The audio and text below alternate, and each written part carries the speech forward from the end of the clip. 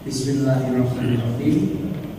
Kegiatan sosialisasi tahapan pemungutan suara ulang pasca putusan Mahkamah Konstitusi dalam pemilihan bupati dan wakil bupati tahun 2024 kita mulai dan kita buka.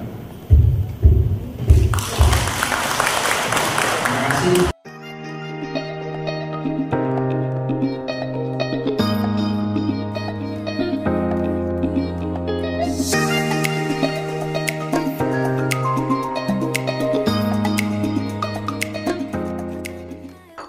Sosialisasi tahapan pemungutan suara ulang PSU pasca putusan MK dalam Pilkada Bupati Magetan dan Wakil Bupati tahun 2024. Bertempat di Aula KPU Magetan, Kamis 13 Maret 2025 atau 9 hari menjelang pelaksanaan pemungutan suara ulang yang akan diselenggarakan tanggal 22 Maret tahun 2025 di 4 TPS. Turut hadir dalam kesempatan ini Dandim 0804, Kapolres Magetan, Forkopimda dari 3 kecamatan, termasuk kepala desa di mana PSU akan dilaksanakan.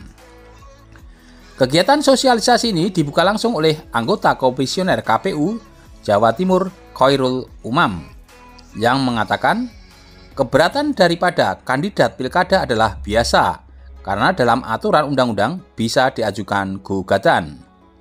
Proses ini merupakan amar putusan MK nomor 40, amar putusan nomor 30 PHPU BUP 23/2025 yang harus dihormati dan kita kawal bersama.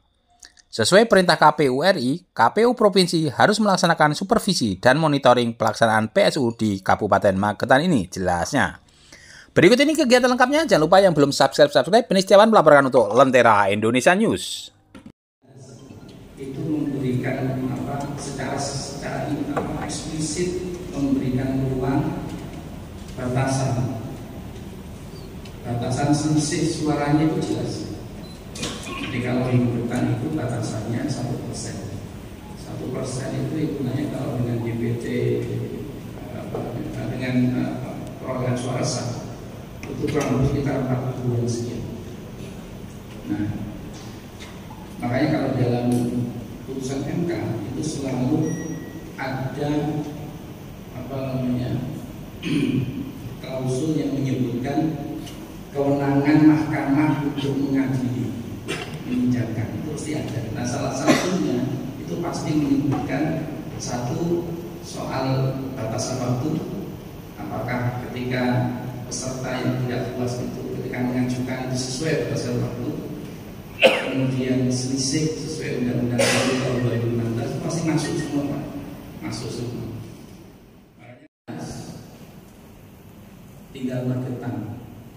Dan itu sejak awal bisa kita prediksi dalam konteks selisih. Karena yang dari 16 itu hanya ada 2 kabupaten kota yang masuk selisih.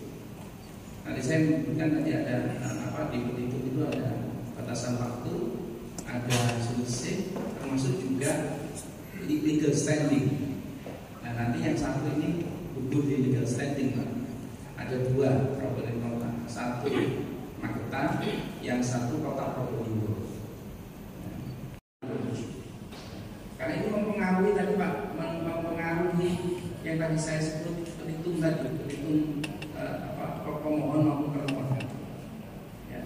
Nah, jadi kita masih harus menunggu, Pak, kok gitu sih? Karena itu ruang yang disiapkan oleh undang-undang. Ini kita tidak bisa apa. Maunya kita selesai ya wis, selesai ada itu ya wis. Tapi karena ruangnya ada, kan pilihannya itu, Pak. Ini ruang.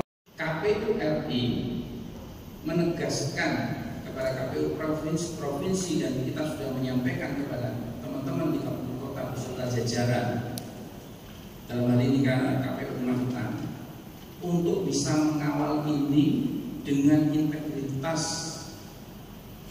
dan kapabilitas yang mumpuni. dengan seizin panjenengan semua dan sama-sama kita membaca basmalah yang maaf akhirul kalam Allahumma kita memintarik Rasulullah Wabarakatuh Wabasyirul Mu'min. Assalamualaikum warahmatullahi wabarakatuh. 22 Maret mau rekapitulasi bisa berjalan dengan sesuai dengan ketentuan yang ada.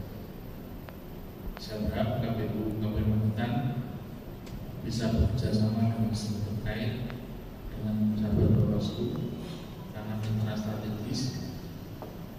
Kita berharap Lambean dan TPS 9 Desa Selotinata, Kecamatan Kariboyo. Yang selanjutnya Bapak Ibu yang bisa kami sampaikan terutamanya terkait dengan pelaksanaan PSU. Secara umum kami kemarin sudah melakukan perencanaan penganggaran untuk pelaksanaan PSU, yaitu sebesar 403 juta rupiah untuk pelaksanaan PSU di 4 TPS. Lalu seperti tadi juga sudah disampaikan Bapak Ibu di 4 TPS. Lanjut terkait dengan sosialisasi, kabupaten kota memiliki surat suara khusus PSU yang dicetak berbarengan dengan pengadaan logistik surat suara kemarin saat pilkada serentak. Ada total surat suara itu 2000. Nah, setelah sortir lipat itu ada kekurangan 15. Jadi surat suara PSU yang ada kemarin adalah 1985. Nah, karena kebutuhannya 2172, maka kami KPU Kabupaten Magetan juga